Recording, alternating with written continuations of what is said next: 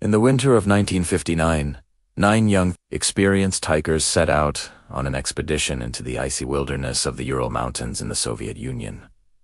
They were students and graduates from the Ural Polytechnical Institute, all skilled in surviving harsh conditions. Their leader, a 23-year-old engineering student named Igor Dyatlov, had planned a challenging but achievable route. They were confident, well-equipped, and had done treks like this before. None of them could have known that this would be their last journey, and that their fate would become one of the most haunting and enduring mysteries of the 20th century. When the group failed to check in at their destination, their families grew worried. A search and rescue operation was launched. On February 26th, after days of searching, the rescue team finally located the group's abandoned campsite on the slopes of a mountain ominously named Kolets, which translates to Dead Mountain in the local Mansi language. What they found was not just a tragedy, but a scene that defied all logic. The hiker's tent was still standing, but it had been sliced open from the inside. It was as if something inside had terrified them so much that they had to slash their way out rather than use the normal entrance.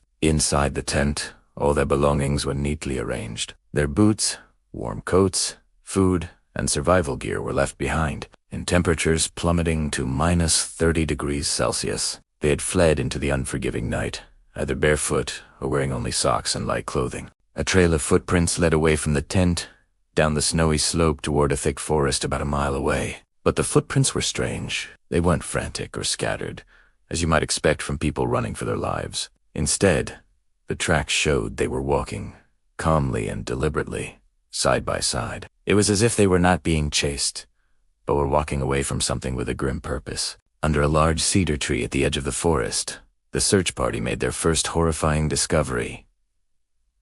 They belonged to Yuri Doroshenko and Yuri Krivanishenko. They were barefoot and dressed only in their underwear. Their hands were burned, and the remains of a small, hastily built fire were found nearby. It seemed they had desperately tried to keep warm. The branches of the cedar tree above them were broken up to a height of 5 meters, suggesting one of them had climbed it, perhaps to get a better view of the tent or to look for something in the distance. The search continued. Between the cedar tree and the abandoned tent, 3 more bodies were found, including that of the group's leader, Igor. They were scattered along the path, seemingly frozen in the positions they fell. It appeared they had been trying to make their way back up the slope to the relative safety of the tent, but had collapsed one by one from hypothermia. The official cause of death for these first 5 hikers was ruled as freezing to death. The mystery was already profound, but what came next would turn it into a legend. The remaining 4 hikers were nowhere to be found. For over 2 months, the search went on, until the spring thaw began to melt the deep snow. Finally, in early May, the last 4 bodies were discovered buried under more than 4 meters of snow, in a ravine about 75 meters deeper into the woods from the cedar tree, and the nature of their injuries was shocking. Lyudmila Dubina, one of the women in the group, was missing her tongue, eyes, and part of her lips. Semyon Zolotaryov and Alexander Kalavatov had suffered severe chest fractures. Nikolai Thibault-Brignol had a massive skull fracture. A forensic expert who examined the bodies stated that the force required to cause such injuries was immense, comparable to the impact of a high-speed car crash. Yet, bafflingly, there were no external wounds, no cuts or bruises on their skin to explain how these devastating internal injuries occurred. There were no signs of a struggle, no evidence of another person or animal being present. To make things even stranger, some of the clothing worn by these last 4 hikers, which they had apparently taken from their deceased friends, tested positive for low levels of radiation.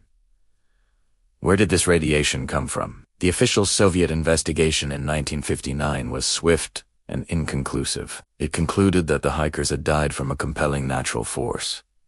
With that vague explanation, the case was abruptly closed, and the files were classified as secret for decades. This lack of answers only fueled speculation, giving rise to countless theories over the years. One of the most common theories is an avalanche. The idea is that a slab of snow slid down and hit the tent, forcing the hikers to cut their way out and flee. In 2019, Russian authorities reopened the case and once again concluded that an avalanche was the most likely cause. However, many experts disagree. The campsite was on a slope with a relatively gentle incline, not a typical avalanche zone. Furthermore, the footprints showed a calm departure, not the panic of people outrunning a wall of snow. An avalanche also doesn't explain the severe internal injuries of the last 4 hikers, the missing tongue, or the radiation. Another popular theory involves secret military weapons testing. The area was known to be used for such activities, and some locals reported seeing strange orange spheres or lights in the sky around the time the hikers disappeared. Could the group have accidentally witnessed a secret test